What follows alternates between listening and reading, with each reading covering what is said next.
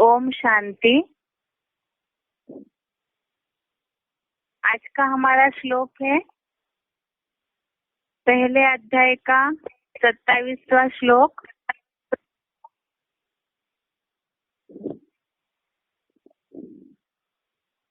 अध्याय फर्स्ट।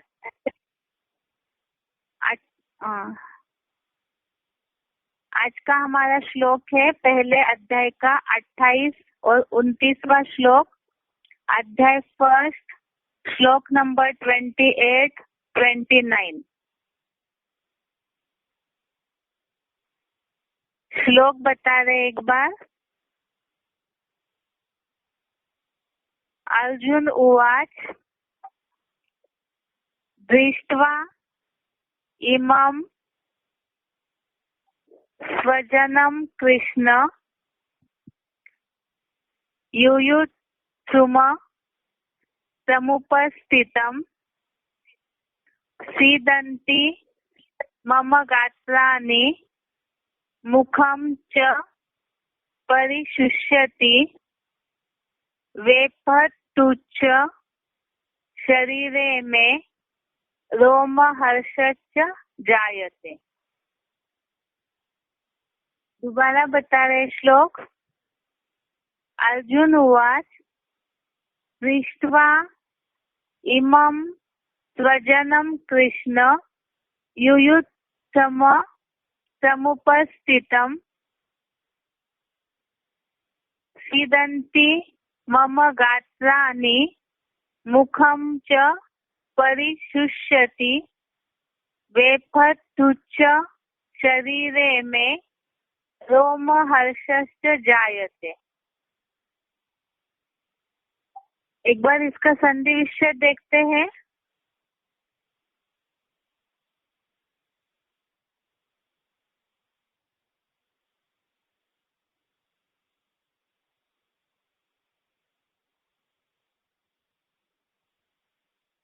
दृष्ट्वा इमं स्वजनं कृष्ण युयुत्सुम समुपस्थितं सीदन्ति मम गात्राणि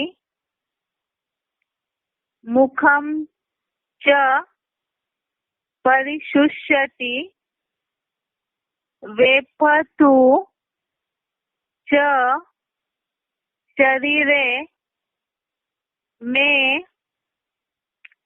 रोमहर्षः च जायते। एक बार दोबारा देखिए संधि विच्छेद।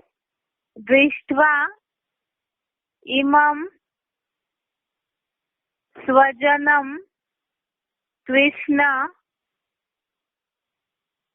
युयुत्सुम समुपस्थितं सीदन्ति मम गात्राणि मुखं च परिशुष्यति वेपथु च शरीरे मे रोमहर्षः च जायते। अभी इसका अर्थ देखते हैं।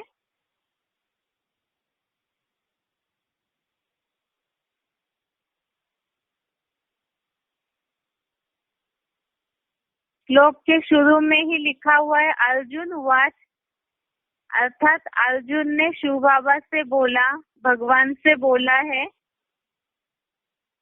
पहला शब्द देखिए कृष्ण,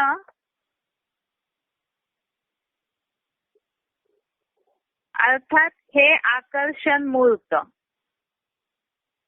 इमम, अर्थात इन। समुपस्थितम, अर्थात सामने खड़े हुए। आगे है स्वजनम, अर्थात सगे संबंधियों। आगे का शब्द है युयुत्सुम, अर्थात युद्ध करने के लिए उत्सुक। दृष्टवा अर्थात देखकर, मम अर्थात मेरे, गात्राणि अर्थात अंग। आगे का शब्द है सीदंती, अर्थात शिथिल हो रहे हैं। च और मुखम अर्थात मुख, परिशुष्यति अर्थात अत्यंत सूख रहा है। च अर्थात तथा, मैं अर्थात मेरे, शरीरे अर्थात शरीर में, वेपतु अर्थात कंप, च अर्थात और, रोमहर्ष अर्थात रोंगटे, जायते अर्थात खड़े हो रहे हैं। एक बार दोबारा देखिए शब्दों के अर्थों को। शुरू में ही श्लोक के लिखा हुआ है अर्जुन वाच, अर्थात अर्जुन ने भगवान से, शिव बाबा से बोला है, इसलिए पहला शब्द है कृष्ण, अर्थात हे आकर्षण मूर्त। इमम इन, समुपस्थितम अर्थात सामने खड़े, स्वजनम अर्थात सगे संबंधियों को, युयुत्सुम अर्थात युद्ध करने के लिए उत्सुक। दृष्टवा अर्थात देखकर, मम अर्थात मेरे, गात्राणि अर्थात अंग, सीदंती अर्थात शिथिल हो रहे हैं। च अर्थात और, मुखम अर्थात मुख, परिशुष्यति अर्थात अत्यंत सूख रहा है। च अर्थात तथा, मैं मेरे, शरीरे अर्थात शरीर में, वेपतु अर्थात कंप, च अर्थात और। ये वेपतुच्छ ये शब्द जॉइंट लिखा हुआ है, इसमें ही ये दो शब्द है, वेपतु अर्थात कंप, च अर्थात और, रोमहर्ष अर्थात रोंगटे खड़े हो रहे हैं। जायते अर्थात खड़े हो रहे हैं। तो इस तरह से एक बार जो इसका सिंपल अर्थ है उसको देखते हैं। हे आकर्षण मूर्त, इन सामने खड़े हुए सगे संबंधियों को युद्ध करने के लिए उत्सुक देखकर मेरे अंग शिथिल हो रहे हैं और मुख अत्यंत सूख रहा है, तथा मेरे शरीर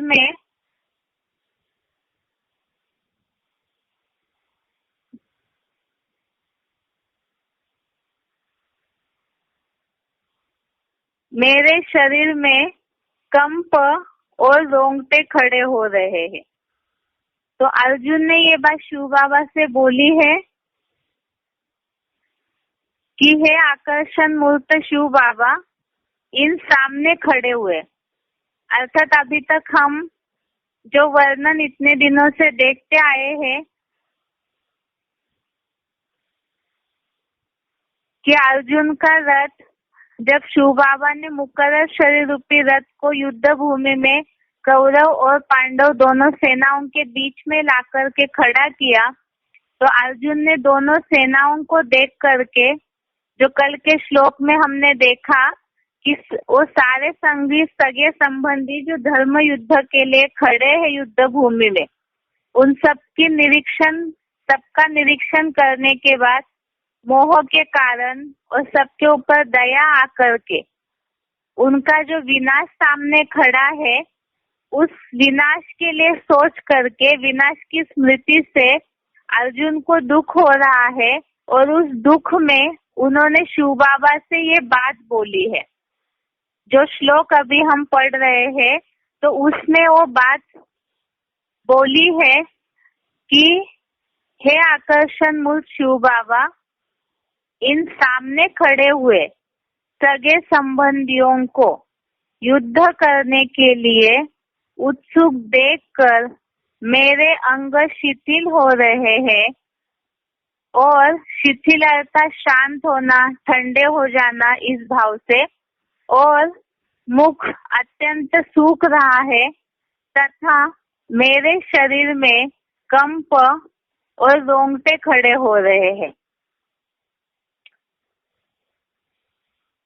तो इसका मतलब एक बार इसका जो क्लैरिफिकेशन लिखा हुआ है उसे भी देखते हैं तो और अच्छे से अर्थ समझ में आएगा।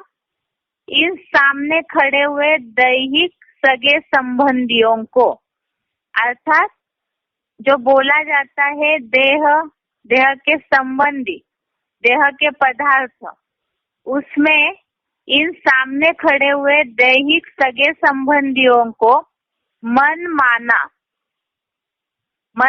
अर्थात अपने मनमत से, अपनी मर्जी से धर्म अधर्म युद्ध करने के लिए उत्सुक देखकर, अर्थात ये जो धर्म अधर्म का युद्ध चल रहा है, धर्म और अधर्म के बीच का युद्ध चल रहा है, उसके लिए ये दोनों सेनाओं को उत्सुक देखकर मेरे अंग दैहिक लगाव के कारण, अर्थात जो सगे संबंधी है उनसे जो मोह है, अर्जुन को दया आ रही है उनके ऊपर, तो उसके कारण जो भी रिलेटिव्स है, सगे संबंधी है, उनके प्रति अटैचमेंट है, मोह है, तो उसके कारण अर्जुन के अर्थात मेरे अंग शिथिल हो रहे हैं और कुछ बोलने के लिए भी मुख अत्यंत सूख रहा है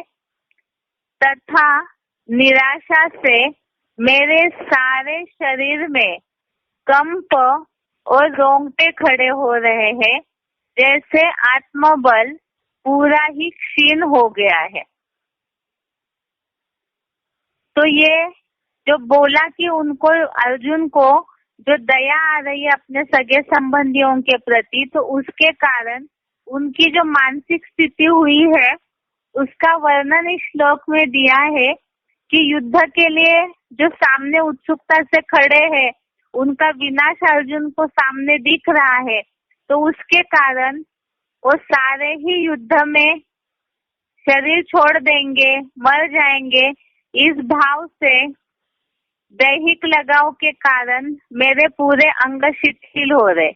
ये तो है बाहर की दुनिया में जो गीता में बताया जाता है उस भाव से है, लेकिन यहाँ तो हम जानते हैं कि ये जो धर्म अधर्म का युद्ध है, यहाँ स्थूल शरीर छोड़ने वगैरह की बात ही नहीं है। तो यहाँ निश्चय अनिश्चय में मरने की बात है कि ज्ञान का जब धर्म युद्ध चलता है तो उसके चलते जो भी विधर्मी है उनका देहभान गल जाएगा, किसी न किसी के प्रति वो अनिश्चय बुद्धि हो जाएंगे। तो इस भाव से यहाँ लिखा है कि इन सामने खड़े हुए दैहिक सगे संबंधियों को मन माना, अर्थात अपनी मर्जी से धर्म और अधर्म के बीच का जो युद्ध करने के लिए उत्सुक है, उसके कारण ये जो देह के संबंधी है उनके प्रति जो अटैचमेंट है उसके कारण ही मेरे अंग अर्थात शरीर पूरा ठंडा हो रहा है और कुछ भी बोलने के लिए मुख अत्यंत सूख रहा है। अर्थात जैसे कि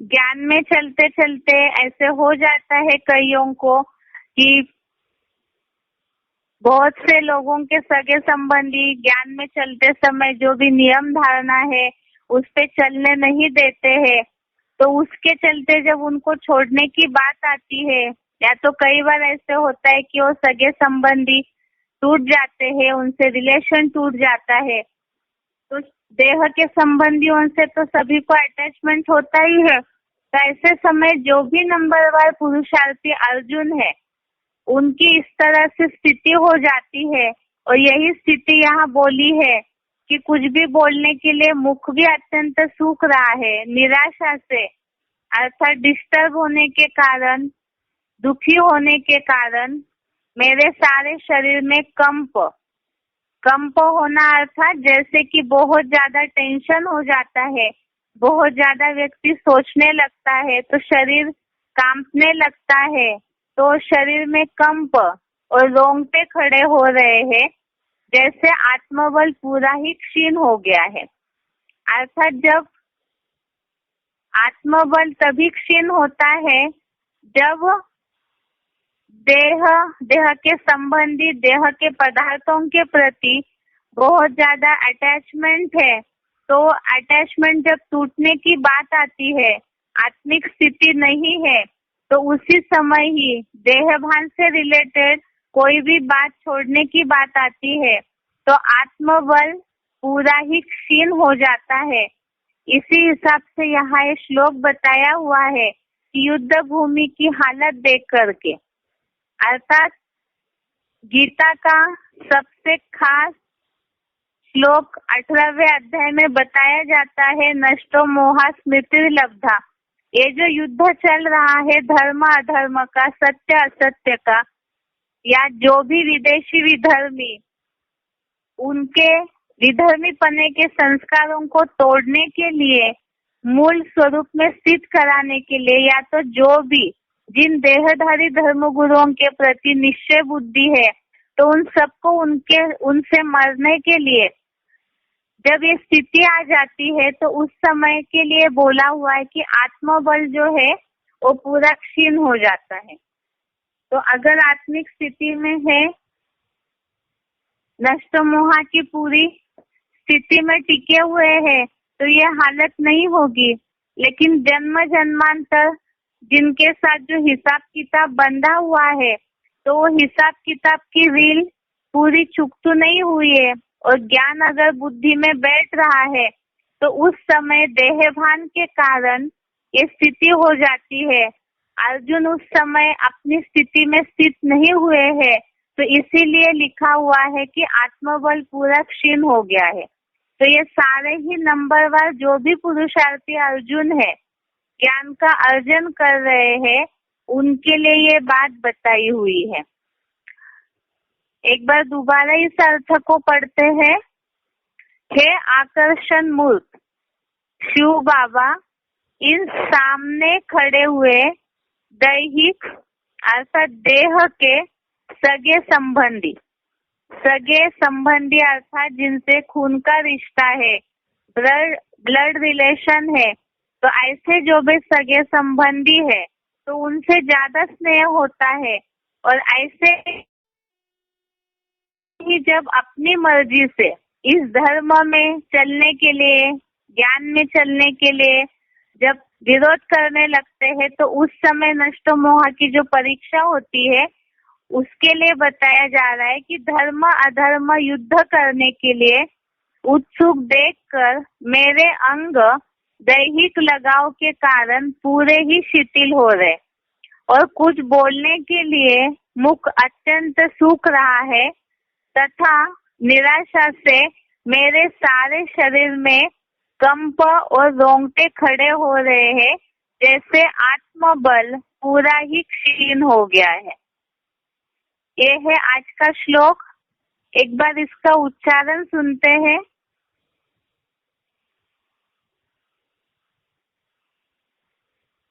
अर्जुन उवाच दृष्ट्वेमं सजनं कृष्ण युयुत्सं समुपस्थितं सीदन्ति मम गात्राणि मुखं च परिशुष्यति वेपथुश्च शरीरे मे रोमहर्षश्च जायते।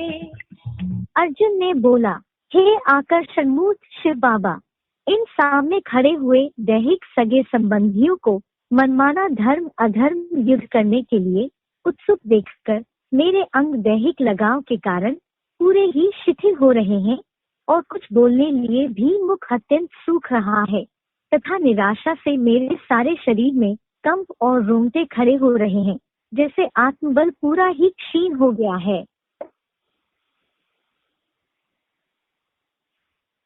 अर्जुन उवाच दृष्ट्वेमं सजनं कृष्ण युयुत्सं समुपस्थितं सीदन्ति मम गात्राणि मुखं च परिशुष्यति वेपथुश्च शरीरे मे रोमहर्षश्च जायते। अर्जुन ने बोला, हे आकर्षण मूर्त शिव बाबा, इन सामने खड़े हुए दैहिक सगे संबंधियों को मनमाना धर्म अधर्म युद्ध करने के लिए उत्सुक देखकर मेरे अंग दैहिक लगाव के कारण पूरे ही शिथिल हो रहे हैं और कुछ बोलने लिए भी मुख अत्यंत सूख रहा है तथा निराशा से मेरे सारे शरीर में कंप और रोंगटे खड़े हो रहे हैं, जैसे आत्मबल पूरा ही क्षीण हो गया है।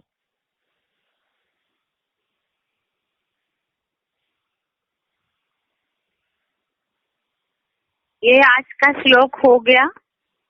अभी बेसिक कोर्स का टॉपिक जो कल चल रहा था बुद्धि, और बुद्धि में भी चल रहा था कि जन्म मरण के चक्र में आने के कारण इस बुद्धि पर देहभान की धूल चढ़ी हुई है, तो बुद्धि का ज्ञान ढका हुआ है 5 विकारों में, और सतो प्रधान से बुद्धि का ज्ञान तमो प्रधान बन गया है।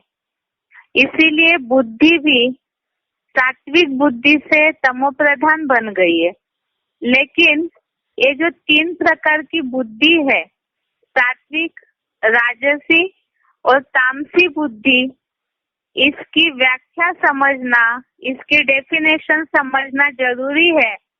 तो उसी से ही समझ में आएगा कि हमारी बुद्धि किस कैटेगरी में है और हमें उसके ऊपर चढ़ी हुई धूल को हटाने के लिए क्या करना है। इसी तरह से दुनिया में भी बहुतों की बुद्धि में ये भावना बैठी हुई रहती है कि अगर दुनियावी व्यवहारिक नॉलेज बहुत ज्यादा है, पढ़ाई लिखाई में बहुत आगे है, बोलने में बहुत आगे है, तो ऐसों की बुद्धि में रहता है कि उनकी बुद्धि बहुत अच्छी है। लेकिन वो तो कलयुगी दुनियावी बुद्धि है। गीता में आत्मिक स्थिति के हिसाब से जिस तरह से बुद्धि होनी चाहिए, सात्विक, निर्णय शक्ति, परखने की शक्ति, समझ शक्ति, सात्विकता के आधार से कैसी होनी चाहिए, तो उसकी निशानियां कल हम देख रहे थे।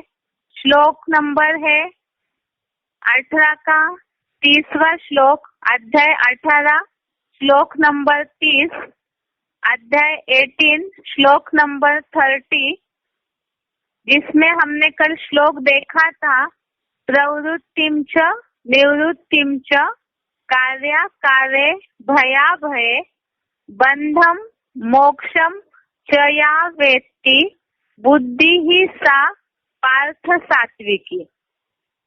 और इसका कल अर्थ हमने पढ़ा है, हे पृथ्वीपति, जो बुद्धि समाज, देश और काल अनुसार कर्मों में लगने और न लगने, कृत कार्य व अकार्य को, भय और निर्भयता को तथा दैहिक, दैविक और भौतिक दुखों के बंधन व मुक्ति को सच्ची गीता एडवांस ज्ञान द्वारा जानती है, वह सत्वगुणी है।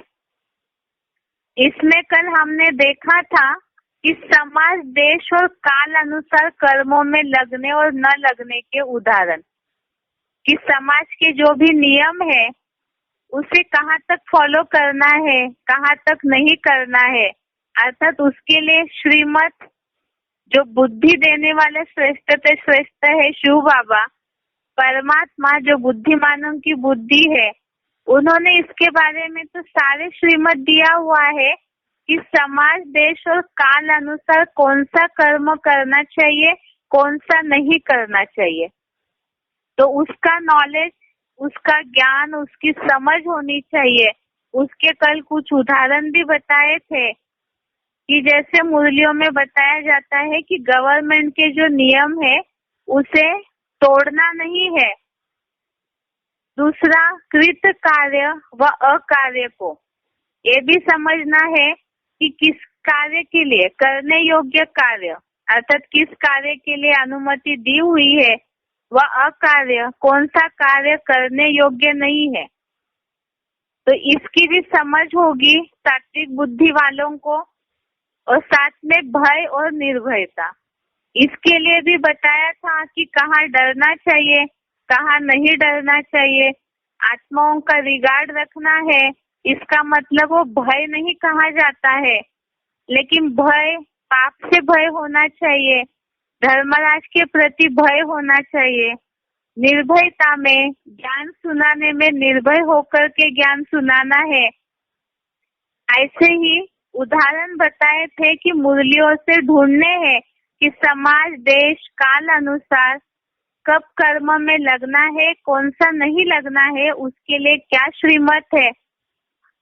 इसके अलावा आगे का शब्द है दैहिक, दैविक और भौतिक दुखों के बंधन व मुक्ति को जानती है। अर्थात दैहिक बंधन क्या है और उससे मुक्ति क्या है। बंधन, कलयुगी जो दुनिया है उसमें हर व्यक्ति इस कलयुगी दुनिया में दैहिक बंधन में फंसा हुआ है, लेकिन उससे मुक्ति का रास्ता किसी को भी नहीं पता है, जो कि आकर के शिव बाबा बताते हैं, जिसके लिए बताया कि सच्ची गीता एडवांस ज्ञान द्वारा जो जानते हैं उनकी बुद्धि सात्विक सत्वगुणी है। लेकिन ये तब होगा जब उस बात को जानते तो है, लेकिन प्रैक्टिकल में उस बात को जब जीवन में अनुसरण करेंगे।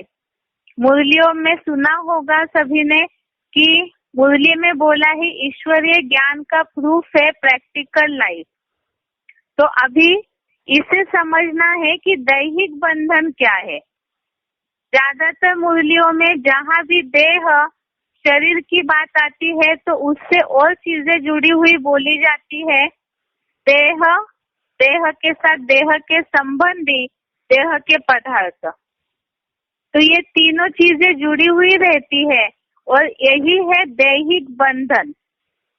अर्थात देह का बंधन क्या है, देह से रिलेटेड, शरीर से रिलेटेड जो भी बीमारियां है, कई बार ये बीमारियां भी व्यक्ति को पुरुषार्थी जीवन में बाधा डालती है, बंधन महसूस कराती है। जैसे कि श्रीमत तो है रेगुलर क्लास करना है, लेकिन जहाँ शारीरिक बीमारी की बात आती है तो बीमारी कितनी परसेंटेज में ज्यादा है, कम है, ये तो अपने ऊपर है कि हम उसका बंधन कहाँ तक महसूस कर रहे। कई बार ऐसे होता है, जैसे मुरली में तो श्रीमत है 106 डिग्री बुखार हो तो भी क्लास करना चाहिए, लेकिन कई बार देह भान जिनमें है, मुरलियों में तो ये भी बोला है कर्म भोग को कर्म योग से चुकतू करना है। तो शारीरिक बीमारियां ये तो व्यवधान डालेंगी ही, डिस्टर्बेंस तो होता ही रहेगा इसमें, लेकिन मुरली मिस नहीं होनी चाहिए। अगर शारीरिक बीमारी के कारण ज्ञान योग का पुरुषार्थ रुक जाता है तो वो बंधन है। और उससे मुक्ति का रास्ता क्या है, मुक्ति का रास्ता तो बताया कर्म भोग को कर्म योग से चुकतू करने के लिए मन इतना स्थिर होना चाहिए, निश्चय बुद्धि होना चाहिए, तो अपने आप ही मुक्त अवस्था का अनुभव होगा। क्योंकि मुरली और याद इससे ऑटोमेटिकली पाप भस्म होंगे, क्योंकि बीमारियां तो आती है पूर्व जन्मों के हिसाब किताब के कारण। ऐसे ही देह के संबंधियों का भी बंधन होता है। ज्ञान में चलते हुए भी न चलते हुए भी कईयों को समय का बंधन होता है, देह के संबंधियों का बंधन होता है। वो बंधन ये है कि कई बार मोह में अटकने के कारण ईश्वरीय सेवा में डिस्टरबेंस हो जाता है। भले ही परिवार वाले सहयोग दे, लेकिन कई बार ज्ञान में चलने वाले खुद ही अपने आप अपने मन का बंधन महसूस करने लगते हैं। या तो अगर सच में ही कोई सहयोग नहीं दे रहे तो उससे मुक्ति का रास्ता भी मुरलियों में बताया है कि अमृत वेले अगर अच्छे से वाइब्रेशन दे लगातार तो इस बंधन से भी मुक्ति जरूर होगी। तो ये देह के संबंधियों का बंधन, ऐसे ही कई बार ऐसे होता है कि हल्का फुल्का बंधन भी है, लेकिन लोग उसे फिर भी तोड़ना नहीं चाहते हैं। तो ये हो गया, तत्वगुणी बुद्धि वाले इस बीच में निर्णय जरूर करेंगे और अपने पुरुषार्थ को रुकने नहीं देंगे। और देह के पदार्थों का बंधन, तो पदार्थों में तो बहुत सारी चीजें आती है, पहनना ओढ़ना, आंखों का सुख, खाना पीना, ये जो भी देह के पदार्थ है, इनमें श्रीमत तो ये है दाल रोटी, आलू दाल रोटी, ये सब अच्छा भोजन है। कढ़ी चावल अच्छा भोजन है, खिचड़ी अच्छा भोजन है। लेकिन इसके अलावा जहाँ कहीं भी एक्स्ट्रा पदार्थों में आसक्ति है, बंधन महसूस होता है, कुछ चीजों के बिना नहीं रह सकते हैं, तो वो हो गया देह के पदार्थों का बंधन। और उससे मुक्ति का रास्ता, और तो मुरलियों में उससे रिलेटेड श्रीमत दिया जाता है। देह के पदार्थ, देह के संबंधी, इससे कहाँ तक बंधन में रहना चाहिए और उससे कितना मुक्त होने का अभ्यास करना चाहिए।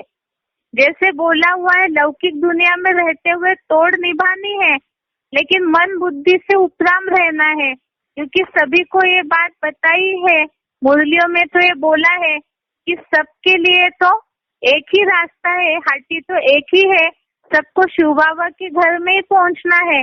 लेकिन जहाँ तक हिसाब किताब है तो उसे न्यारा होकर के चुकतू करना है, दृष्टि समझ करके घर गृहस्थों को संभालना है।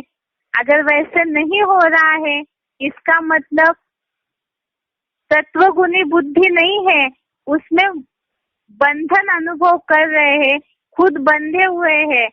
तो जैसे कि बोला, इस हफ्ते की जो मुरली है उसमें भी मकड़ी का एक उदाहरण आया था, और तो और कुछ भाव से आया था, लिटरेचर वगैरह से रिलेटेड। लेकिन ये बताया जाता है कि मकड़ी जो है अपना जाला बुनती है और खुद ही उसमें अंदर फंस जाती है, उसको बाहर निकलने का रास्ता नहीं पता है। ऐसे ही मनुष्यों का जीवन भी ऐसे ही हो गया है, खुद ही जो जाला बुना हुआ है, खुद उसमें फंस जाते हैं उस बंधन में। और उसके लिए जो मुक्ति का रास्ता श्रीमत मिल रहा है, तो उसमें से कितना निकलने का रास्ता वो तो खुद ही चुनना होगा। तो ये हो गए दैहिक बंधन और मुक्ति। अगला है दैविक। दैविक अर्थात जिसे लौकिक दुनिया वाले दैव कहते हैं, भाग्य दुर्भाग्य कहते हैं। तो ये दैविक बंधन व मुक्ति, ये दैविक अर्थात जैसे कोई अनचाही घटनाएं होती है, अनहोनी घटनाएं होती है, अर्थात जो हमने कभी सोचा नहीं था, ऐसी कोई दुर्घटनाएं जीवन में हो जाती है। तो वो घटनाएं, दुर्घटनाएं होना, ये बंधन महसूस हो जाता है, और उससे कहाँ तक मुक्त होना है ये समझना है। ये जो दैविक शब्द है, इसको समझने के लिए एक बार हम 18वें अध्याय का 14वां श्लोक देखते हैं। आप भी अपने किताब में देखिए, अध्याय 18 श्लोक नंबर 14।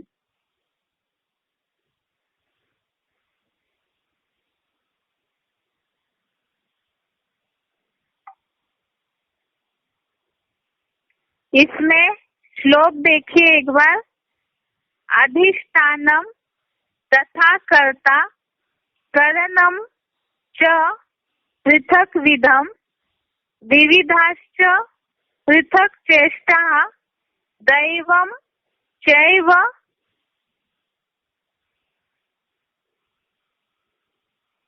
अत्र पंचमम। एक बार इसका अर्थ देखिए। इसमें दैवम का अर्थ बताया हुआ है। अत्र अर्थात यहाँ, अधिष्ठानम अर्थात आधार रूप, तथा उसी तरह, कर्ता माना कर्ता, च अर्थात और, पृथक विधम अर्थात विविध प्रकार की, करणम च इंद्रिया और, विविधः अर्थात विविध, पृथक अलग अलग,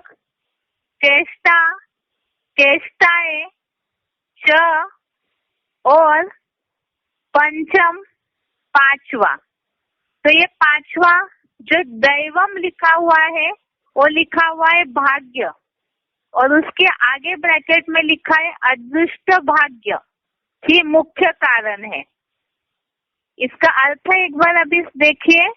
यहाँ मानसिक शूटिंग काल में कर्म का आधार रूप विनाशी देह, उसी तरह कर्ता आत्मा और विविध प्रकार की ज्ञान और कर्म इंद्रिया और इंद्रियों की विविध सुख और दुखदायी अलग अलग चेष्टाएं, और पांचवा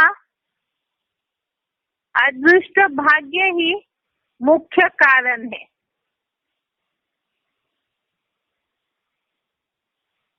तो इसके लिए बताए कि दैवम अर्थात अदृष्ट भाग्य, अर्थात मानसिक शूटिंग काल में कर्म का आधार रूप।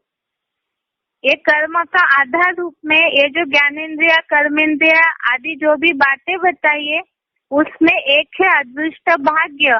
तो ये अदृष्ट भाग्य अर्थात ही जिसे लोग भाग्य दुर्भाग्य कहते हैं, वो हो गया दैविक, अर्थात जो पूर्व जन्मों का हिसाब किताब है, उस हिसाब किताब के चलते जो अनहोनी अनचाही घटनाएं होती है, तो उसको हम कहाँ तक बंधन महसूस करते हैं या उससे निकलने का कितना रास्ता हम ढूंढते हैं। ये दैविक जो शब्द है, इससे रिलेटेड और एक रामायण में बात आई हुई है,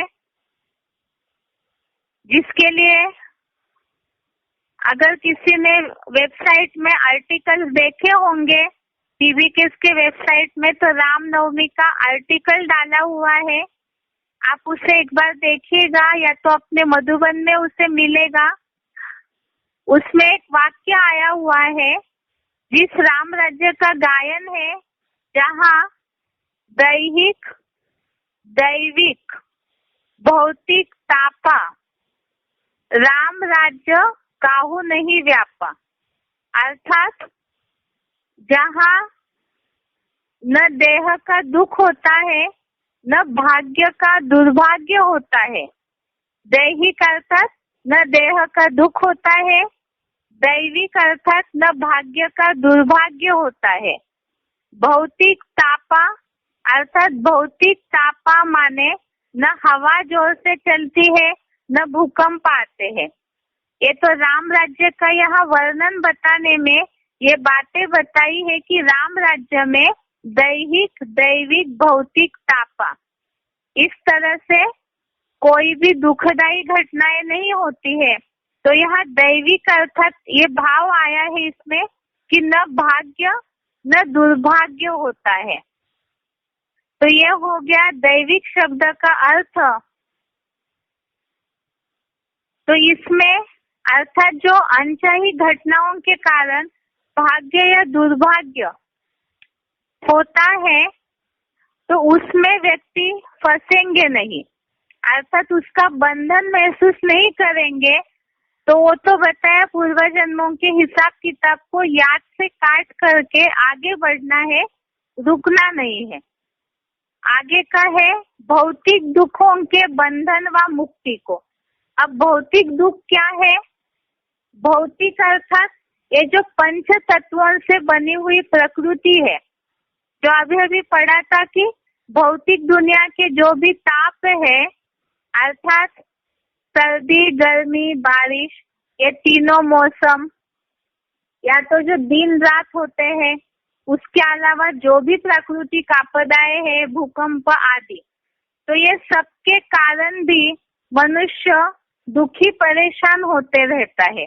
या तो अभी जो भौतिक सुख मिल रहे हैं, विज्ञान ने शरीर को सुखी बनाने के लिए जो भी भौतिक पंच महाभूतों से सुख बनाए हैं, तो उन सारे सुखों के कारण बंधन आ जाता है। अगर वो सुख न मिले तो व्यक्ति पुरुषार्थ करना व्यक्ति के लिए मुश्किल हो जाता है। आज के जो दुनिया के हिसाब से देखेंगे तो भौतिक अगर कोई चीजें सुख साधन न मिले तो लोगों का जीवन जीना मुश्किल हो जाता है। तो ये बताए कि ऐसे जो भौतिक दुख है पंच तत्वों से, या तो साइंस ने पंच तत्वों को कंट्रोल करके पृथ्वी, जल, अग्नि, इसके आधार से जो बिजली मिल रही है, जो भी एक्स्ट्रा साधन मिले हुए हैं, या तो सर्दी, गर्मी, ये सबको कहाँ तक बंधन महसूस करते हैं या उससे मुक्ति, तो ये सारी बातों का नॉलेज होना चाहिए। जिसके लिए दूसरे अध्याय में एक श्लोक आया हुआ है, 14वां श्लोक, अध्याय 2 श्लोक नंबर 14। इसमें ये बात आई है, आप लोग भी एक बार अपने किताब में देखिए, दूसरे अध्याय का 14वां श्लोक, मात्र स्पर्शास्तु कौन्तेय शीतोष्ण सुख दुख रहा आगमा पाइनो नित्यस्थान स्थिति शस्व भारत। इसमें ये बात आई है कि हे कुंती पुत्र, कर्म इंद्रियों के विषय तो घड़ी घड़ी परिवर्तनशील है। सर्दी, गर्मी सुख दाता है, आने जाने वाले हैं। अधोगामी स्वर्गीय सुखों की भेंट में भी अनित्य है, तो उनको तू अपने किसी भी तिकड़म बिना सहन कर। अर्थात ये जो भी सुख दुख है, या तो सर्दी, गर्मी आदि जो भी है परिवर्तनशील है, ये तो अनित्य अर्थात सदा चलने वाले रहते हैं। तो इसीलिए इसके कारण बंधन महसूस न कर, उसे तिकड़म पने बिना सहन कर। तो उसके कारण हमारा पुरुषार्थ नहीं रुकना चाहिए।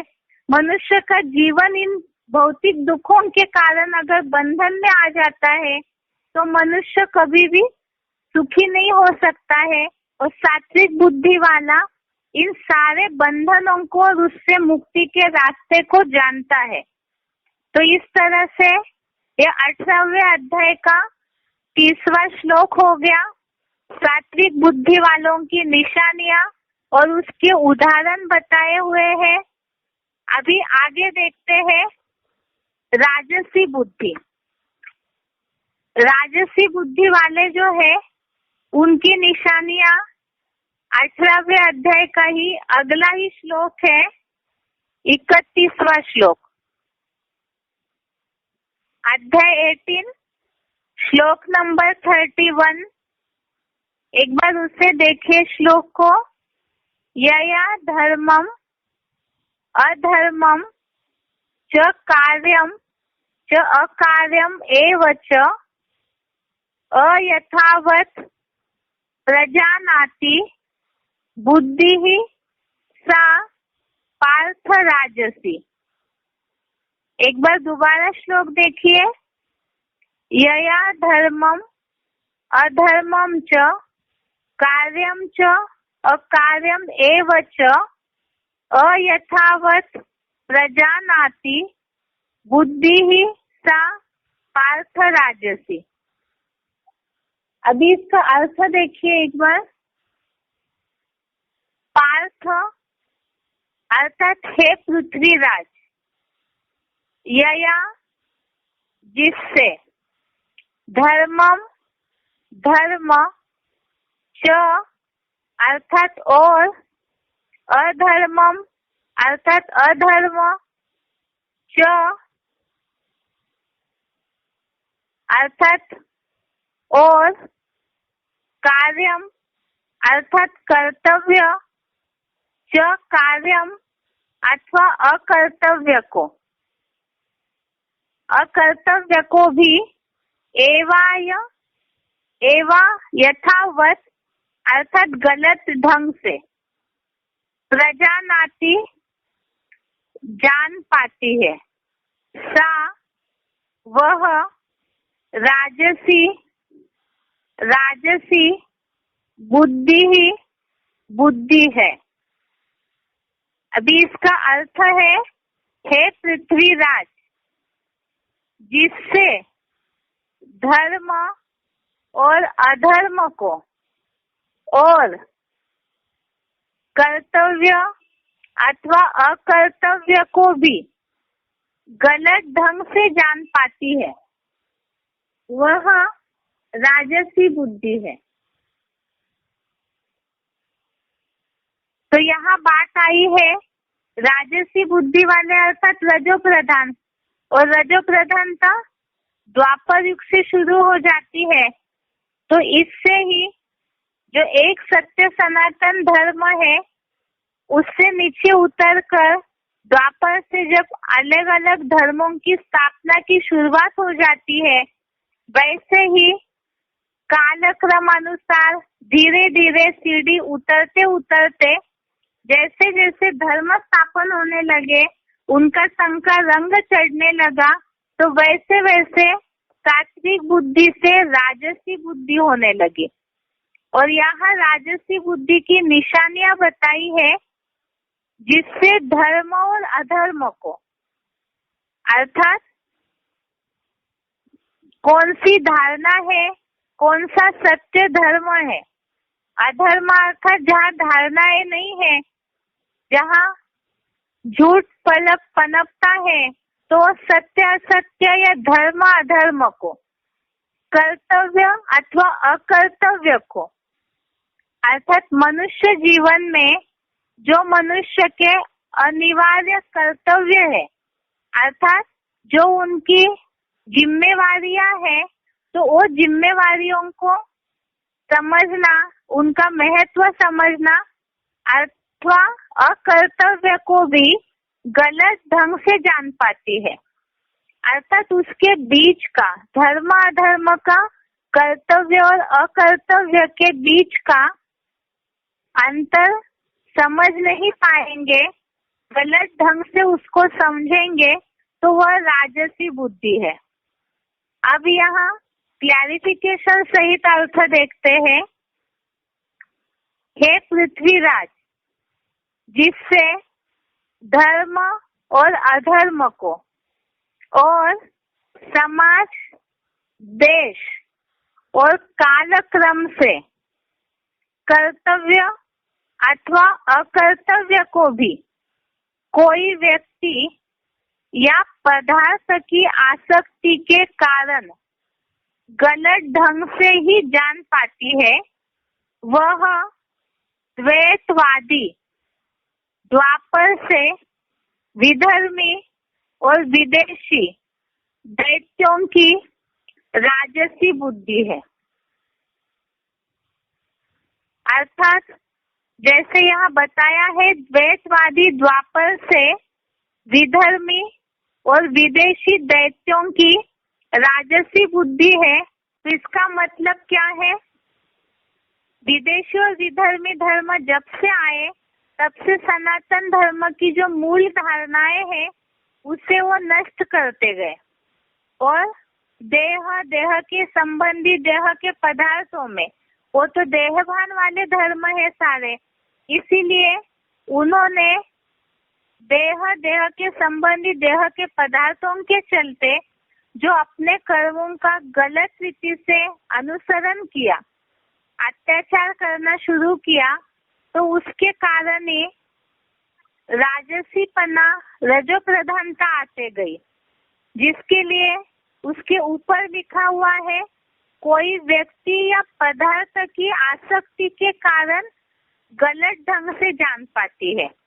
अर्थात कर्तव्य और अकर्तव्य को जहाँ निर्णय करने की बात आएगी कि कौन सी जिम्मेवारी है और इस कर्तव्य को नहीं करना है या तो गैर जिम्मेवारीपना, तो ये दोनों के बीच का भेद समझते समय निष्पक्ष भाव होना चाहिए। तो वो भाव उनके अंदर नहीं रहेगा, जिसके लिए बताया कोई व्यक्ति या पदार्थ की आसक्ति के कारण गलत ढंग से जान पाती है। अर्थात जहाँ परखने और निर्णय करने की बात आएगी तो कोई भी व्यक्ति या पदार्थ में अगर अटैचमेंट लगा हुआ है तो उसके कारण निर्णय कहीं भी सही नहीं होगा, जिसे एक तरफ से बोलते हैं पार्शलिटी करना। तो उस भाव से यहाँ गलत ढंग से जान पाती है। और आगे इससे ऊपर आइए, जिससे धर्म और अधर्म को समाज, देश और कालक्रम से, तो समाज जिसके लिए अभी देखा कि जो सात्विक बुद्धि वाले होंगे वो कोई भी नियमों को, जो मनुष्य समाजशील प्राणी है तो वो नियमों को तोड़ेंगे नहीं। लेकिन यहाँ राजसी बुद्धि वाले धर्म और अधर्म को न समझने के कारण समाज, देश और कालक्रम के लिए गलत ढंग से निर्णय लेंगे, गलत ढंग से जान पाते हैं। इसका मतलब जहाँ वास्तव में कहीं भी दैहिक पदार्थ, व्यक्ति, इसमें बुद्धि का अगर कहीं भी अटैचमेंट लगा हुआ है तो ये जो धर्म को फॉलो करने वाले हैं, अपने पर्टिकुलर या अपने निश्चित धर्म को फॉलो करने वाले हैं, वो केवल अपने समाज की ही चिंता करेंगे। जैसे कि द्वापर युग में एक सनातन धर्म नष्ट होते गया, धीरे धीरे उसकी धारणाओं, अलग अलग धर्म वाले अपने अपनी धारणाएं स्थापित करने लगे, तो उन्होंने सनातन धर्म की धारणा को नष्ट किया और एक अलग समाज, एक अलग धर्म स्थापन करने लगे और उसी को वो धर्म समझने लगे, धारणाएं समझने लगे। वास्तव में आत्मा का मूल धर्म तो है आत्मिक स्थिति, लेकिन न समझने के कारण, देहभान के कारण गलत धारणाओं का उपयोग होने लगा।